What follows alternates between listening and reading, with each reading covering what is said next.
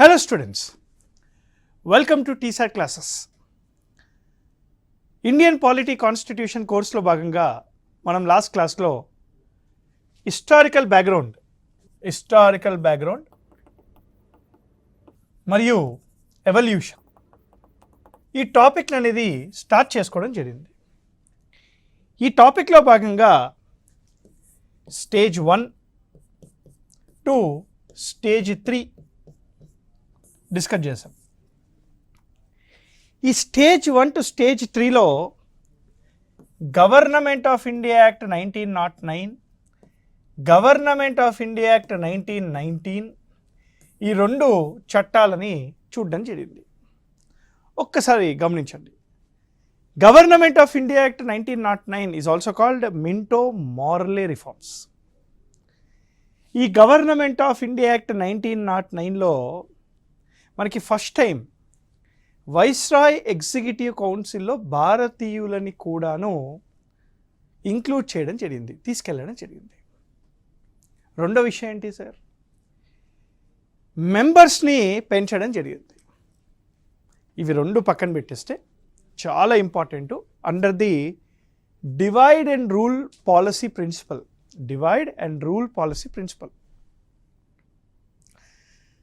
Separate electoral college for ముస్లిమ్స్ని తీసుకొని రావడం జరిగింది. For the first time a separate electoral college for Muslims was introduced. అంటే ఏంటి? ఎక్కడైనా ఒక వ్యక్తి ముస్లిం కంటెస్ట్ చేస్తే అక్కడ ఓన్లీ ముస్లిమ్స్ మాత్రమే ఓటు వేయాలి, వేరే వాళ్ళు ఓటు వేయకూడదు. This is a kind of political reservations. Minto is called the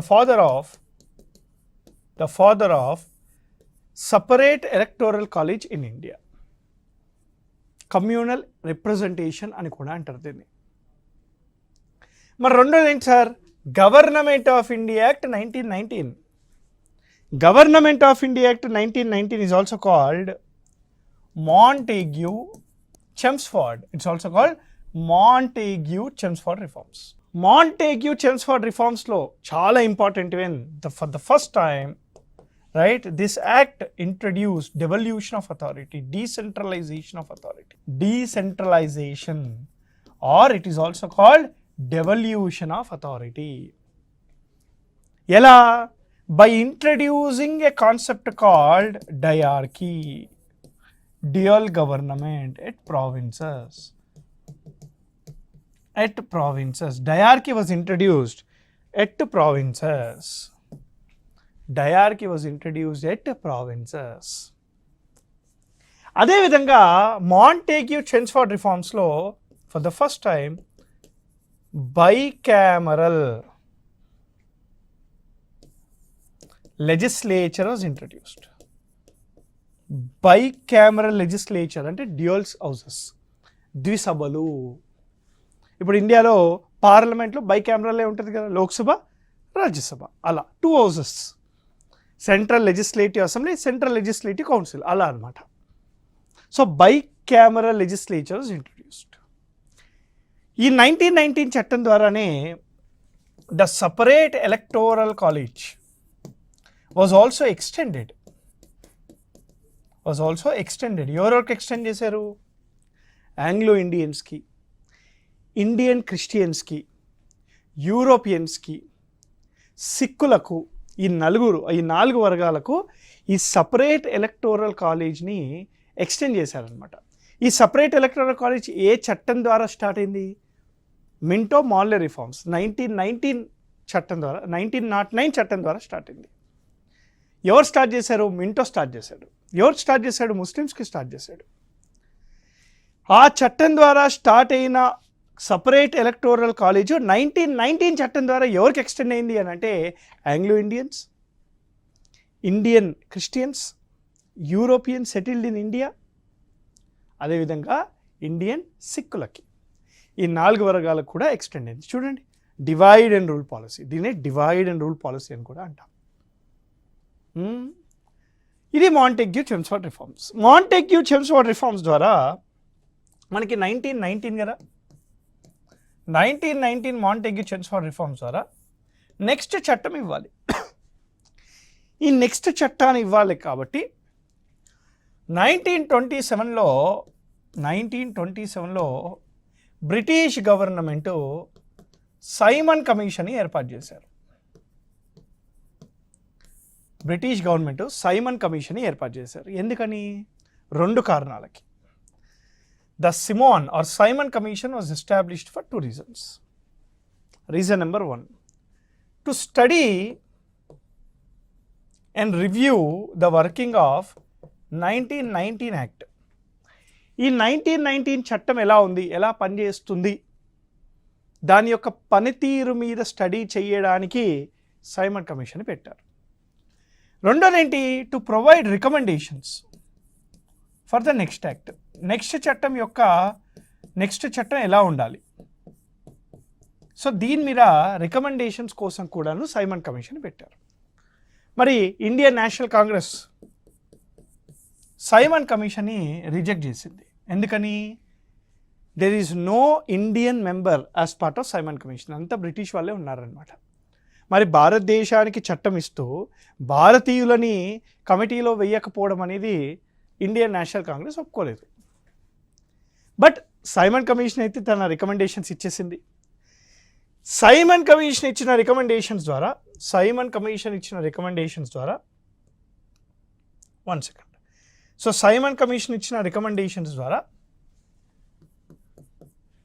3 round table conferences జరిగాయి. There are 3 round table conferences held.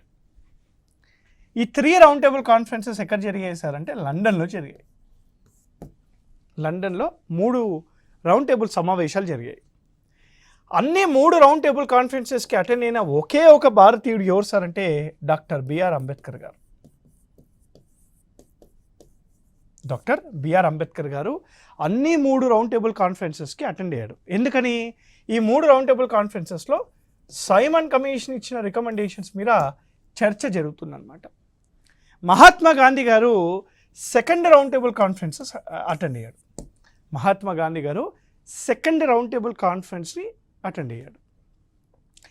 ఈ 3 రౌండ్ టేబుల్ కాన్ఫరెన్సెస్ అయ్యాక గవర్నమెంటు ఒక చట్టం తీసుకొచ్చింది. దాన్నే గవర్నమెంట్ ఆఫ్ ఇండియా యాక్ట్ 1935 అని అంటాం. అంటే 1919 చట్టం, Simon commission to review 1919 act. దీని మీద 3 రౌండ్ టేబుల్ కాన్ఫరెన్సెస్ జరిగాయి. ఈ 3 రౌండ్ టేబుల్ కాన్ఫరెన్సెస్లో సైమన్ కమిషన్ ఇచ్చిన రికమెండేషన్స్ మీద చర్చ జరిగింది. సో ఇవన్నీ కూడాను డీటెయిల్డ్గా చర్చించాక గవర్నమెంట్ ఆఫ్ ఇండియా యాక్ట్ 1935 తీసుకొచ్చారనమాట. గవర్నమెంట్ ఆఫ్ ఇండియా యాక్ట్ 1935 గురించి ఒక 3 విషయాలండి. 1, this is the most consulted act. What is the meaning of most consulted? ఇంతకు ముందు వచ్చిన చట్టాలన్నీ కూడాను బ్రిటిష్ వాళ్ళకి కావాల్సినట్టుగా వాళ్ళు ఇచ్చేసుకున్నారు, వాళ్ళు తీసేసుకున్నారు. భారతీయులని ఎక్కువ శాతం కన్సల్ట్ చేసి తీసుకొచ్చిన చట్టము గవర్నమెంట్ ఆఫ్ ఇండియా 1935. రెండోది, right, constitution of India in 1950 replaced. రాజ్యాంగం ఏదైతే 1950లో వచ్చిందో, రాజ్యాంగము ఏ చట్టాన్ని రీప్లేస్ చేసి వచ్చిందంటే గవర్నమెంట్ ఆఫ్ ఇండియాకి 1935. అంటే గవర్నమెంట్ ఆఫ్ ఇండియాకి 1935 రాజ్యాంగం అమల్లోకి వచ్చే వరకు ఇండియాలో అమల్లో ఉంది అని దాని ఉద్దేశం. మూడోది, 70% of Indian constitution, 70% of Indian constitution is taken from government of India 1935. ఇప్పుడు ప్రస్తుతానికి భారతదేశంలో ఉండే భారత రాజ్యాంగంలో 70% పైగా ఇక్కడి నుంచే తీసుకొచ్చాం, ఈ చట్టం నుంచే తీసుకొచ్చాం. సరే, అసలు ఏమున్నాయి దీంట్లో కొన్ని అంశాలు చూద్దాం మనం. 1, government of India Act 1935 as promised an all India federation, which was never given. It is just a promise ante. All India ఫెడరేషన్ని ప్రామిస్ చేశారు, ఒక డొమినియన్ స్టేటస్ని ప్రామిస్ చేశారు. భారతదేశం భారతీయులే చూసుకుంటారు, భారతదేశం యొక్క హెడ్ మాత్రమే క్వీన్, యూకే ఉంటుంది అని చెప్పడం జరిగింది, కానీ ఇవ్వలేదు. రెండోది, ఈ చట్టం ద్వారా bicameral legislature was introduced in provinces. 1919 చట్టం ద్వారా సెంటర్లో ఇంట్రడ్యూస్ చేశారు, ఇక్కడ ప్రావిన్సెస్లో ఇంట్రడ్యూస్ చేసింది. చాలా important. Dyarchy was abolished in provinces. ఇది ఎక్స్పెక్టెడ్ అండి. ఇదిగోండి, dyarchy was introduced in centre. అంటే 1919 చట్టం ద్వారా వచ్చిన డయార్కీ ప్రావిన్సెస్లో అబాలిష్ చేసి సెంటర్లో ఇంట్రడ్యూస్ చేశారు. అదే కాకుండా చాలా ఇంపార్టెంట్, మళ్ళీ under the recommendations of Hilton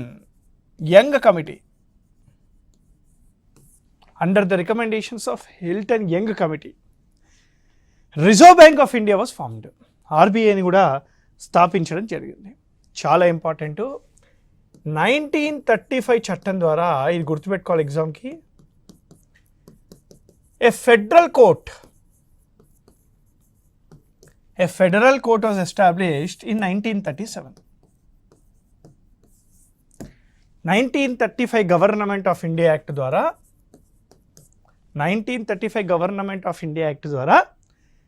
1937లో ఒక ఫెడరల్ కోర్ట్ని ఫామ్ చేశారు.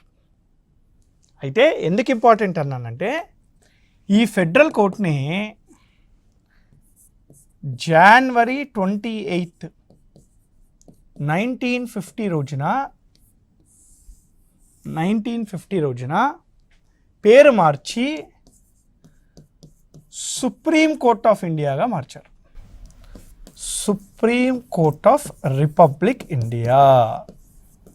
సో ద ప్రజెంట్ కోర్ట్ ఏదైతే ఉందో, ఇప్పుడున్న ప్రజెంట్ కోర్టు ఏ చట్టం ద్వారా ఏర్పాటు చేశారంటే government of India Act 1935 act ద్వారా. 1937లో ఎస్టాబ్లిష్ చేసిన ఫెడరల్ కోర్టు యొక్క పేరును మార్చారు January 28, 1950 రోజున. ఎక్కడుంది ఈ ఫెడరల్ కోర్ట్? ఎక్కడ ఎస్టాబ్లిష్ చేశారు? ఢిల్లీలో ఎస్టాబ్లిష్ చేశారు. The same thing is continued even today. మనకి సుప్రీం కోర్ట్ అనేది చాలా యంగ్, హైకోర్టులు చాలా old.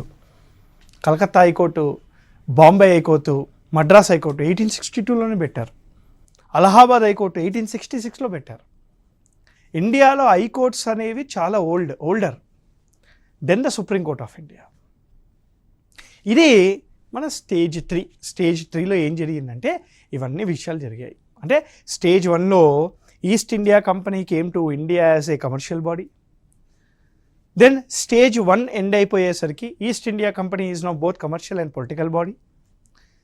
Stage 2, East India Company is regulated by British parliament చట్టాల ద్వారా. స్టేజ్ 2 ఎండ్ అయ్యే కల్లా ఈస్ట్ ఇండియా కంపెనీ యొక్క కమర్షియల్ ఫంక్షన్స్ పోయాయి, ఓన్లీ అడ్మినిస్ట్రేటివ్ బాడీ అయింది. 1857 సిపాయి తిరుగుబాటు వల్ల ఈస్ట్ ఇండియా కంపెనీ మొత్తానికి పోయింది. డైరెక్ట్ క్రౌన్ రూల్ వచ్చింది 3rd స్టేజ్లో. మెల్లిగా చిన్నగా సంస్థలు ఏర్పాటు చేశారు, ఎన్నికలు ఇంట్రడ్యూస్ చేశారు. ప్రావిన్షియల్ లెజిస్లేచర్స్ అంటే స్టేట్లలో శాసనసభలు పెట్టడం జరిగింది, ఆర్బీఐ పెట్టడం జరిగింది, కోర్టు వ్యవస్థను తీసుకొచ్చారు, రైట్. ఎన్నికలు జరపడం జరిగింది. భారతీయులకు ఎక్కువగా ప్రాముఖ్యత ఇవ్వడం జరిగింది, భారతీయులు ఇన్వాల్వ్ అవ్వడం జరిగింది, భారతీయులకి ఎడ్యుకేషన్ ఇవ్వడం జరిగింది, పొలిటికల్ ఎడ్యుకేషన్ ఇవ్వడం జరిగింది, ఎకనామిక్ ఎడ్యుకేషన్ ఇవ్వడం జరిగింది. మరి మనకి ఎడ్యుకేషన్ ఇస్తే ఊరికే ఉంటాం, అలు ఓరు ఫస్ట్ ఎందుకున్నో బయటికి వెళ్ళిపో అని అంటాం. అదే జరిగింది 3rd స్టేజ్లో. అంటే బ్రిటిష్ వాళ్ళ ద్వారా కొద్దిగా అవేర్నెస్ వచ్చి బ్రిటిష్ వాళ్ళు ఏం అన్యాయం చేస్తున్నారో తెలుసుకొని బ్రిటిష్ వాళ్ళ వెనకాలనే పోరాటం చేస్తాం. అందుకే ఇండియా స్ట్రగుల్ ఫర్ ఇండిపెండెన్స్ అని కూడా అంటాం ఈ స్టేజ్ని. సో World War II వచ్చింది 1939లో. World War II తర్వాత బ్రిటిష్కి అర్థమైపోయింది దేశానికి స్వాతంత్రం ఇవ్వాల్సిందే. ఇండియన్స్కి ఇచ్చేసారు. ఇండియాని ఇండిపెండెంట్గా ఉండాల్సిందే, ఇంకా లేదు, దేర్ ఇస్ నో ఛాన్స్. ఇంకో విషయం చెప్పాలంటే ఇండియాలో ఏం మిగలలేదు కూడా, అన్నీ తీసేసుకొని వెళ్ళిపోయారు. బెంగాల్ ఫెమైన్ అప్పుడు తిండి లేక 1 కోటి మంది దాకా చనిపోయారంట 1947 ఆ టైంలో. బెంగాల్ ఫెమైన్ వచ్చింది, మద్రాస్ ఫెమైన్ వచ్చింది, బాంబే ప్లేగ్ వచ్చింది. This is lot of curse, this is lot of crisis. మరి ఊరికే ఇచ్చేస్తే భారతదేశాన్ని ఎలా చూసుకుంటారు? కష్టం కదా. అందుకని బ్రిటిష్ వాళ్ళు ఏం ఆలోచించారంటే భారతీయులతో కూడిన ఒక రాజ్యాంగ పరిషత్ని ఏర్పాటు చేసి ఆ రాజ్యాంగ పరిషత్తు భారత రాజ్యాంగాన్ని రాసి ఆ భారత రాజ్యాంగం ద్వారా పరిపాలన చెయ్యండి అని చెప్పి నేను వెళ్ళిపోతా అని అన్నారనమాట. అంటే అప్పుడు వెళ్ళేటప్పుడు కూడా మన గురించి ఆలోచించాము అని అనుకుంటారు వాళ్ళు. అంటే 1946లో under the recommendations of cabinet mission plan a constituent assembly was formed. What is the purpose of the constituent assembly? To draft a constitution for India. అంటే భారతదేశానికి ఒక రాజ్యాంగం రావాలి అని చెప్పి తీసుకొని రావడం జరిగింది. సో స్టేజ్ 4 అసలు ఈ కాన్స్టిట్యూయెంట్ అసెంబ్లీ వర్కింగ్ అవుట్ చూద్దాం, చాలా important. Okay, the working of constituent assembly. You can expect more questions from this topic. ఈ 1946 నుంచి 1950లో జరిగిన పరిణామాలు ఏవైతే ఉన్నాయో దీని నుంచే క్వశ్చన్స్ ఎక్కువగా వచ్చే అవకాశాలు ఉన్నాయి, జాగ్రత్తగా వినండి. ఓకే, అసలు భారతదేశానికి ఒక భారతీయులతో కూడిన ఒక రాజ్యాంగ పరిషత్ ఉండాలి అని చెప్పిన మొదటి వ్యక్తి ఎవరు సార్ అంటే M N Roy. M N Roy in 1934. Right, భారతీయులతో కూడిన ఒక రాజ్యాంగ పరిషత్ని ఫస్ట్ టైం ఉండాలి అని చెప్పిన వ్యక్తి 1934లో ఎంఎన్ రాయ్. ఈ కాన్స్టిట్యూయెంట్ అసెంబ్లీ యొక్క వివరాలు చూద్దాం. 1946 under the recommendations of cabinet mission plan, a constituent assembly was formed.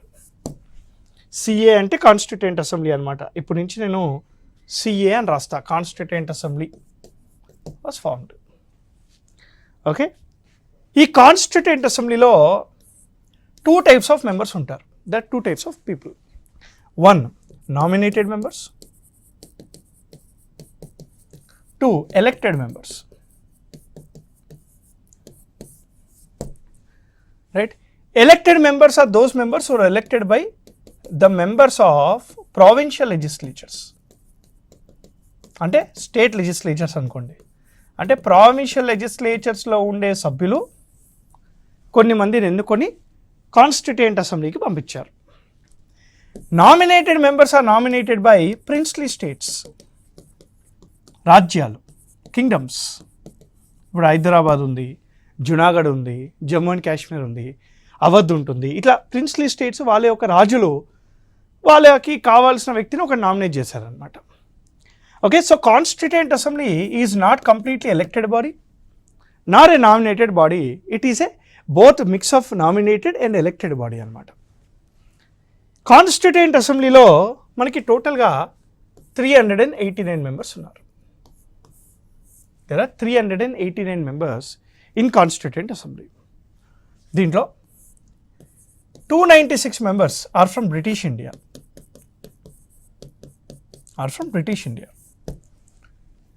93 members are from princely states.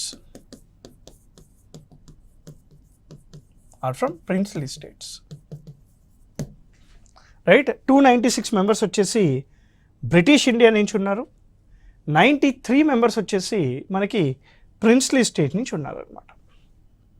Okay, ఈ 296 మెంబర్స్లో 208 మెంబర్స్ వచ్చేసి ఇండియన్ నేషనల్ కాంగ్రెస్ నుంచి ఉన్నారు.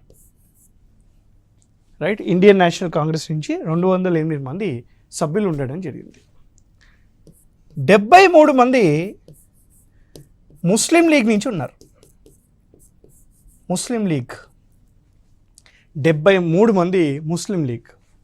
మిగతా 15 మంది స్మాల్ పార్టీస్ కానీ ఇండిపెండెంట్ సభ్యులు లేదా స్మాల్ పార్టీ సోషలిస్ట్ పార్టీ అని ఇట్లా కమ్యూనిస్ట్ పార్టీ అని ఇట్లా కొన్ని పార్టీలు ఉన్నాయి. ఈ 15 మంది ఉన్నారు. So the total strength of the constituent assembly ఏంటి సార్ అంటే the total strength of the constituent assembly is 389. ఈ 389లో 296 మెంబర్స్ మన బ్రిటిష్ ఇండియా నుంచి, 93 మెంబర్స్ ప్రిన్స్లీ స్టేట్ నుంచి. ఈ 93 మెంబర్స్ ఎలా వచ్చారు చెప్పాలి మీరు. నామినేటెడ్ బై ద కింగ్స్, ఇందాక చెప్పా. ఈ 296 members elected by the members of the provincial legislatures. దీంట్లో కాంగ్రెస్ నుంచి 208, ముస్లిం లీగ్ నుంచి 73, ఇండిపెండెంట్ స్మాల్ పార్టీస్ నుంచి 15 మంది. Muslim League already constituent assembly boycott చేసింది. ఏమని? నాకు సపరేట్ దేశం కావాలి, సపరేట్ దేశానికి నాకు సపరేట్ కాన్స్టిట్యూయెంట్ అసెంబ్లీ కావాలి, మేమందరం కూర్చొని ఒక రాజ్యాంగం రాసుకుంటాము ఆ సపరేట్ దేశానికి అని చెప్పింది. అది అయ్యే పని కాదని వాళ్ళకు కూడా తెలుసు. అక్కడ ఈ 75 సంవత్సరాల తర్వాత ఇప్పుడు కూడా తెలుస్తుంది. When a country is divided by religion it will not sustain, it will be in crisis. Today's Pakistan, or if you look at Bangladesh, is divided on the basis of religion from India, not on basis of administration. Religion basis మీద divide అయిన countries అనేవి అంత సస్టైనబుల్గా ఉండవు, క్రైసిస్లో ఉంటాయి. 1947లో India Pakistan ఏర్పాటు చేసినప్పుడు ఇద్దరు growth story ఒకేలాగా ఉండాలి కదా. పోనీ ఇండియా మొత్తం పక్కన పెడదాం, మన ఉత్తరప్రదేశ్ని తీసుకుందాం. Can we compare UP to Pakistan? ఏది గొప్పగా ఉందంటే యూపీఏ గొప్పగా ఉంది. మరి 75 సంవత్సరాల తర్వాత ఎలా గ్రో అవ్వాలి పాకిస్తాన్? మళ్ళీ it is a land of seas, land of ocean, land of rivers. It is a land of river అంటారు, సీస్ కాదు. 5 నదులు ఉంటాయి పాకిస్తాన్లో, పచ్చని పొలాలు ఉంటాయి. మరి ఎందుకు గ్రో అవ్వలేదు? Geographically not located well, religious lines మీద డివైడ్ అయింది కాబట్టి. I'm not going in to that, let's come back. మరి కాన్స్టిట్యూయెంట్ అసెంబ్లీ యొక్క వర్కింగ్ చూడండి. December 9th, 1946. December 9th, 1946, the first meeting of Constituent Assembly held. Right? December 9th, 1946 రోజున constituent assembly యొక్క first meeting జరిగింది. అదే రోజు doctor Sachchidananda Sinha was temporarily appointed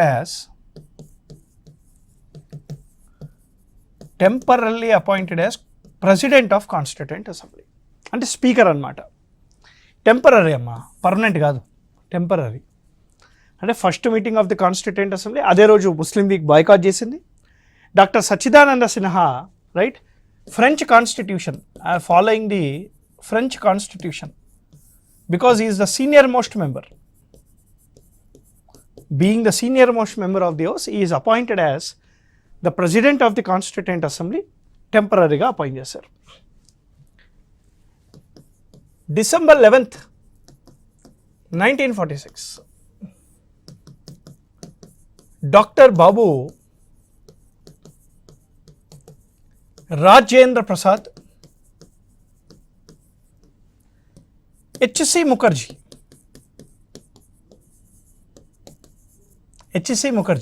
Dr. Babu Rajendra Prasad and H.C. Mukherjee were elected as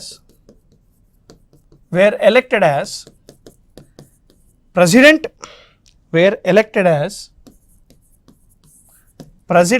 and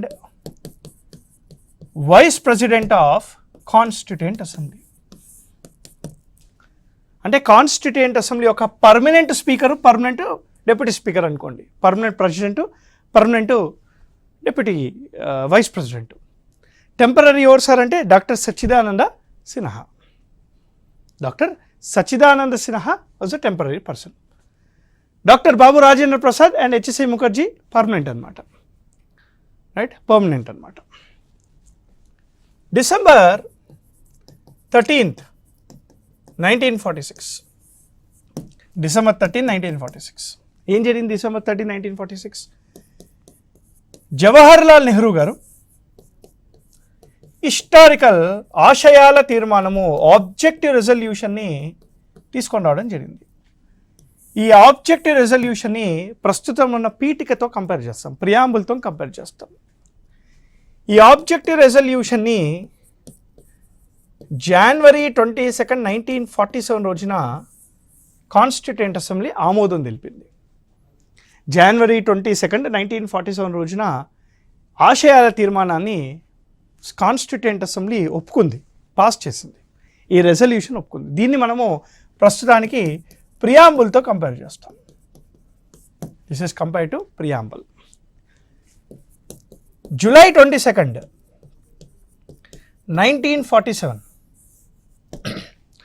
national flag designed by Pingali Venkayya is adopted by the constituent assembly.